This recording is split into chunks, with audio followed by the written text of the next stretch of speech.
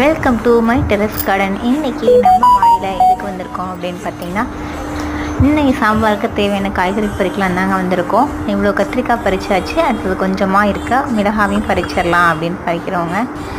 நான் வாரத்தில் ஒரு நாள் ஃபெர்டிலைசர் கொடுத்துட்டே தாங்க இருப்பேன். மீனமிழம், பஞ்சகாவியா,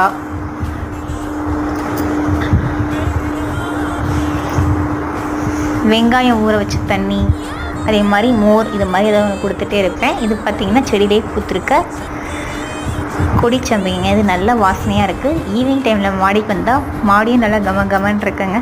யார் வீட்லேயாவது இருந்தால் எனக்கு கமெண்ட் பண்ணுங்கள். தேங்க்யூ ஃபார் வாட்சிங். Happy gardening.